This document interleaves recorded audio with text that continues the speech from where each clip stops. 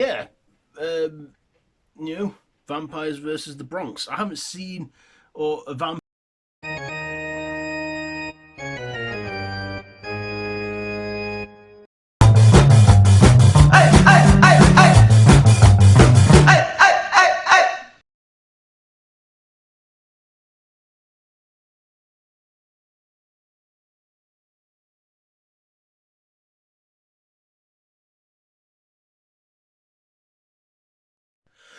Why, hello there, YouTube, and welcome back to Vampire Weekend. So we're on day 11 now of part C of Vampire Weekend, and today I am reviewing Vampires versus the Bronx.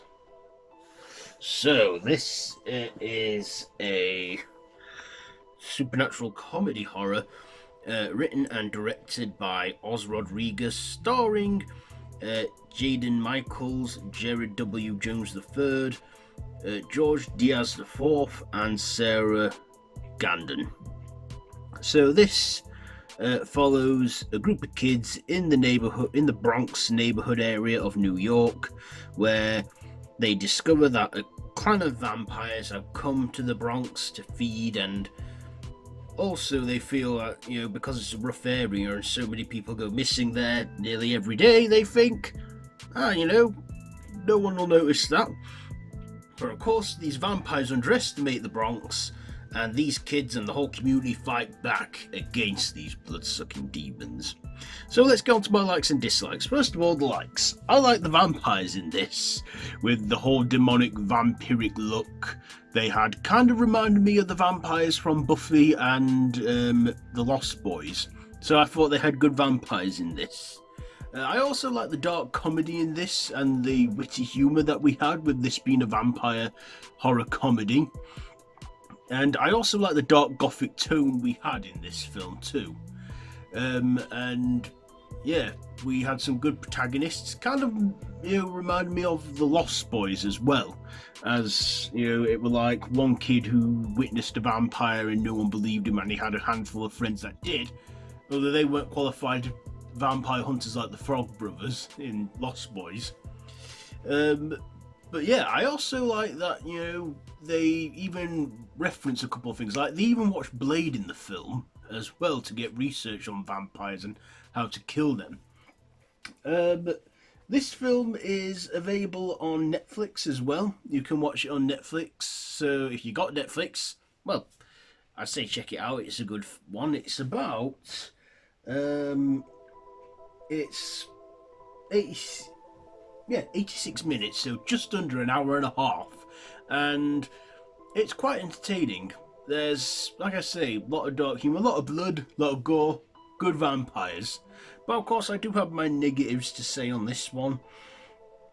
I thought it was a bit cheesy in parts, and there were a whole predictable plot. Like, you knew that these kids, at the end of the day, were going to come out on top and stop these vamps. And how the vampires underestimate the young little kids in this. So I didn't like how predictable it was and how I knew where it was all going. But, Vampires versus the Bronx. I haven't seen a vampire movie set in New York since Vampire in Brooklyn with Eddie Murphy, which I did review one series on this show. But yeah, there were bits in there where they were trying too hard to be funny, and there were moments in there that weren't funny. Like this whole comedy horror vampire thing. I feel like this part of the subgenre is beginning to wear out and get a bit stale. Because I kind of knew where it would, what direction it'd be going in. But it's an okay film. This is very tame as well. It's not as violent or as gory as most of these movies are that I've reviewed. It's family friendly, so I will say a certain amount of a group of kids can watch this. This film is a 12A in the UK. That wasn't meant to rhyme. 12A or PG-13 if you're in America. So kids under 12 can watch it, but it all depends. It's a 12A, so it's not like a full R-rated film.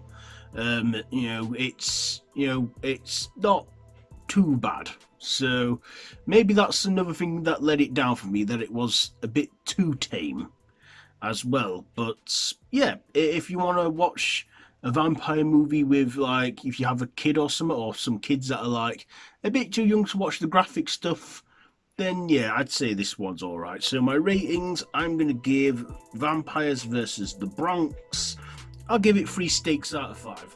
3 steaks out of 5 for Vampires Versus The Bronx. So there you go.